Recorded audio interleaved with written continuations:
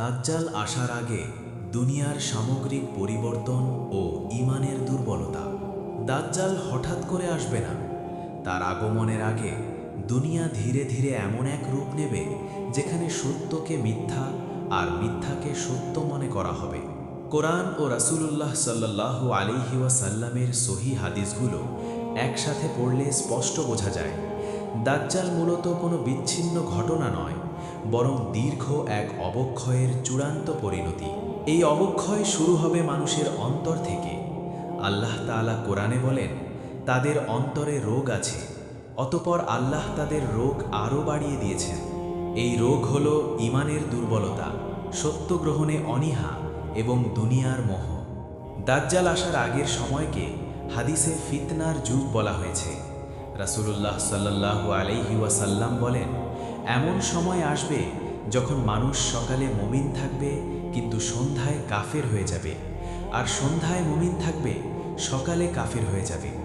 এর অর্থ এই নয় যে সবাই প্রকাশ্যে ইসলাম ত্যাগ করবে, বরং ঈমান এতটাই দুর্বল হবে যে সামান্য দুনিয়াবি লোভ, ভয় বা স্বার্থের জন্য মানুষ হালাল হারাম, সত্য মিথ্যার সীমারেখা ভুলে যাবে।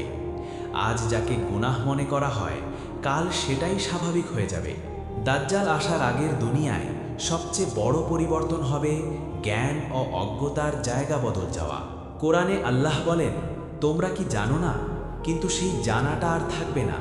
হাদিসে এসেছে, কিয়ামতের আগে ইলম উঠিয়ে নেওয়া হবে, তবে কোরআনের পৃষ্ঠা থাকবে, মসজিদ থাকবে, আলেমের নাম থাকবে, কিন্তু প্রকৃত ইলম থাকবে না।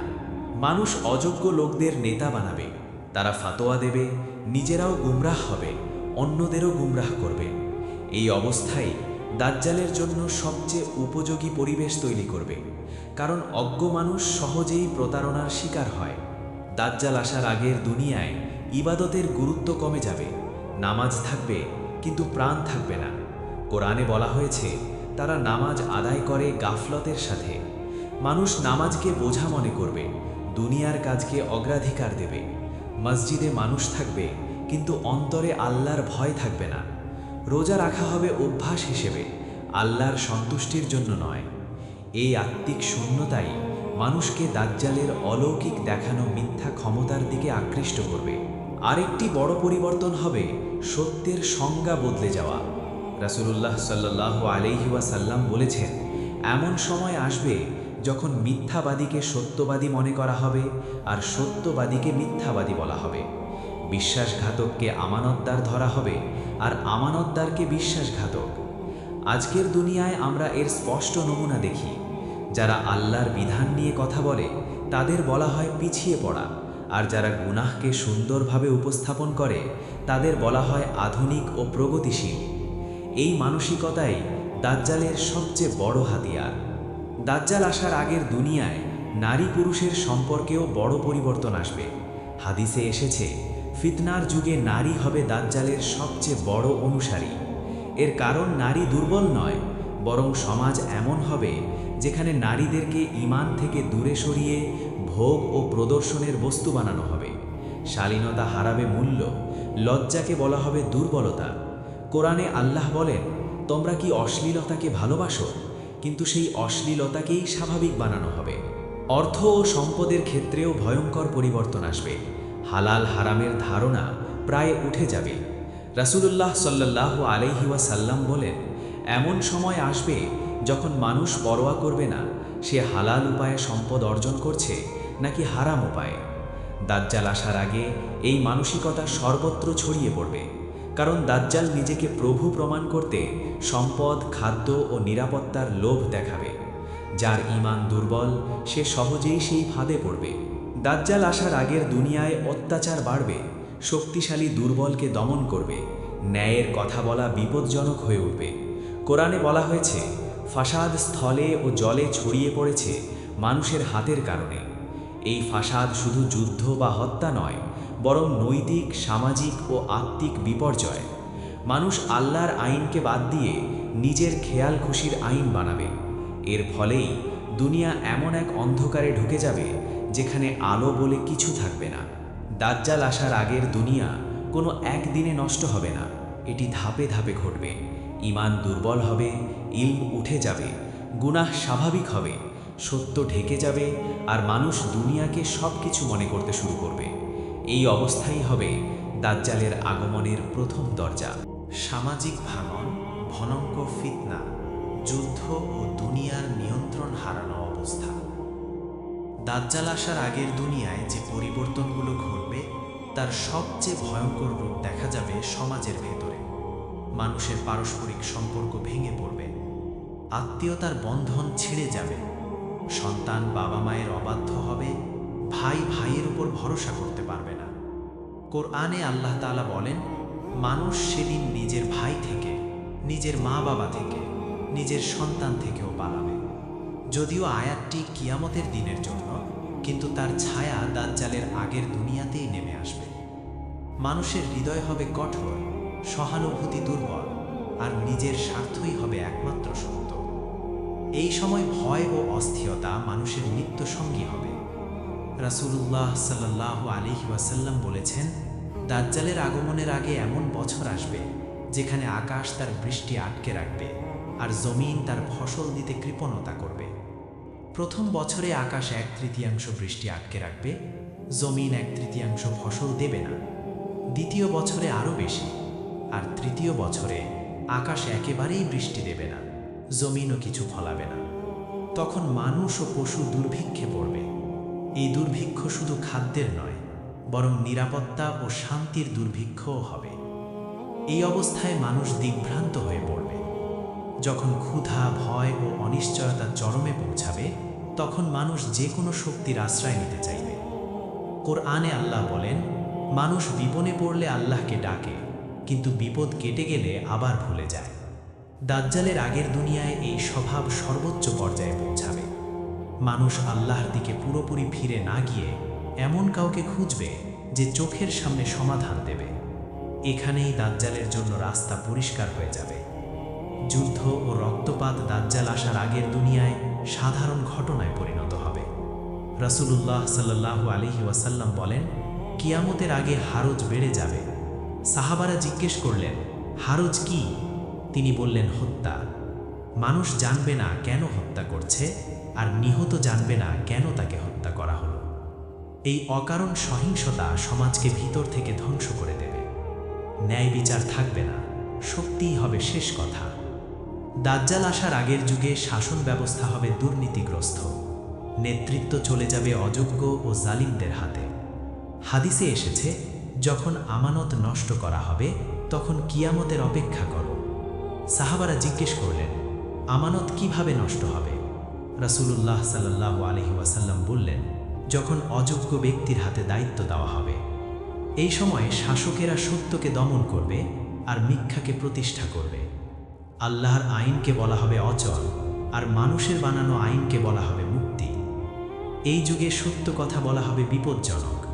যারা আল্লাহর বিধান অনুযায়ী সমাজ সংশোধনের কথা বলবে, তারা নিপীড়নের শিকার হবে। কোরআনে আল্লাহ বলেন, তারা আল্লাহর আলো নিভিয়ে দিতে চায় তাদের মুখ দিয়ে। দাজ্জাল আসার আগে এই চেষ্টা আরও জোরদার হবে। মিডিয়া, প্রচার, শিক্ষা সব কিছু দিয়ে সত্যকে আড়াল করা হবে। মানুষ যা বারবার দেখে ও শোনে সেটাকেই সত্য মনে করতে শুরু করবে। এই সময় মানুষ আধ্যাত্মিকভাবে শূন্য হয়ে পড়বে। আল্লাহর উপর ভরসা কমে যাবে, বস্তুগত শক্তির উপর ভরসা বাড়বে। রাসূলুল্লাহ সাল্লাল্লাহু আলাইহি ওয়াসাল্লাম বলেছেন, দাজ্জাল তার সাথে জান্নাত ও জাহান্নাম নিয়ে আসবে। বাস্তবে তার জান্নাত হবে জাহান্নাম, আর তার জাহান্নাম হবে জান্নাত। কিন্তু দুর্বল ইমানদাররা বাহ্যিক দৃশ্য দেখে ধোঁকায় পড়বে। যারা আগে থেকেই দুনিয়ার চাকচিক্যে অভ্যস্ত, তারা সহজেই এই ফাঁদে পড়বে। নারী ও যুব সমাজ এই ফিতনার সময় সবচেয়ে বেশি পরীক্ষার মুখে পড়বে। হাদিসে এসেছে, একজন পুরুষ তার পরিবারকে দাজ্জালের কাছে রেখে আসবে এই আশায় যে সে তাদের রিজিক দেবে। ঈমানের চেয়ে পেটের চিন্তা বড় হয়ে যাবে।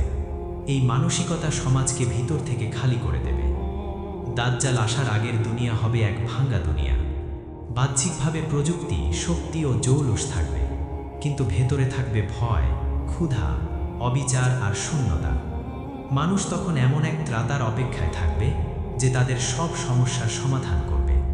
আর ঠিক সেই মুহূর্তেই দাজ্জালের আগমনের পথ পুরোপুরি প্রস্তুত হয়ে যাবে।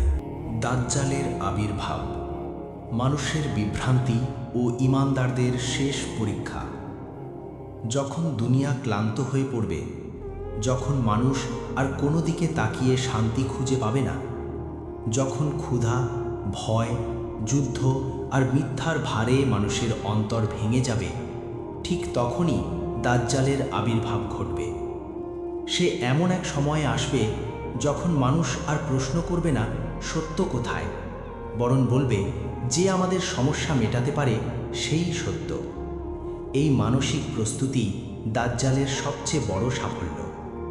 দাজ্জাল নিজেকে হঠাৎ করে প্রভু বলবে না, সে প্রথমে নিজেকে একজন সংস্কারক হিসেবে উপস্থাপন করবে, একজন ত্রাতা হিসেবে আসবে। হাদিসে এসেছে, সে প্রথমে নবুয়তের দাবি করবে, পরে প্রভুত্বের দাবি করবে, কিন্তু তার আগেই মানুষের অন্তর এমনভাবে নষ্ট হয়ে যাবে যে তারা অলৌকিকতা দেখেই সিদ্ধান্ত নিয়ে ফেলবে। কোরআনে আল্লাহ বলেন, তারা চোখ দিয়ে দেখে কিন্তু অন্তর দিয়ে দেখে না।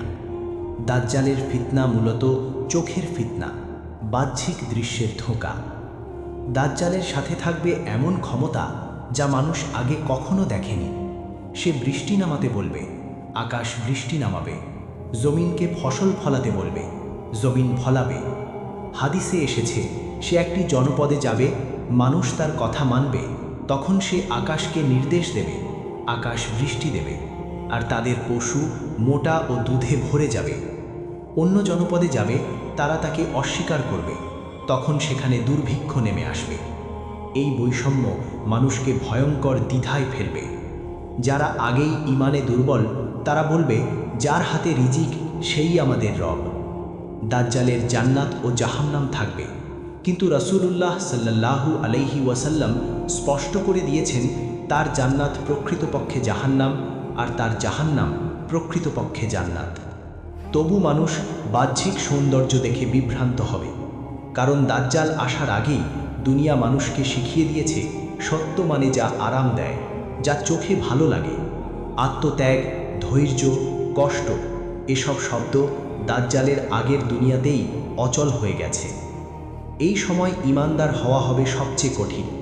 হাদিসে এসেছে, মানুষ পাহাড়ে, গুহায় পালিয়ে যাবে নিজের ঈমান বাঁচানোর জন্য।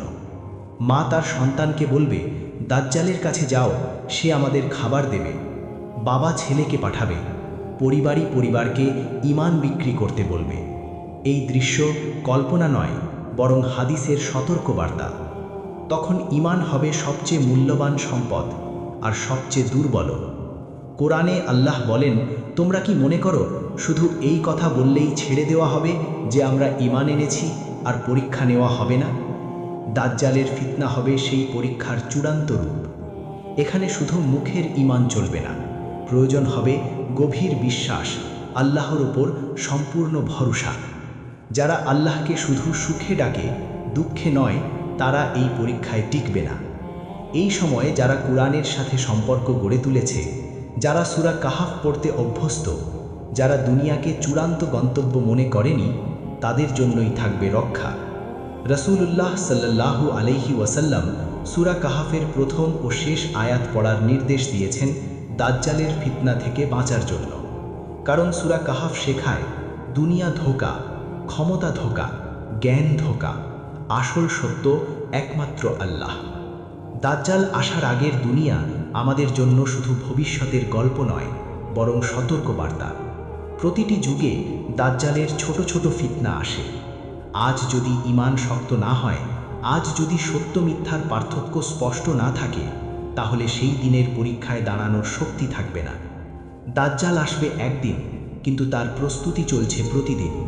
আর সেই প্রস্তুতির ভেতরেই লুকিয়ে আছে আমাদের মুক্তি অথবা ধ্বংস। ভিডিওটি ভালো লাগলে আমাদের চ্যানেলটি সাবস্ক্রাইব করবেন। ধন্যবাদ।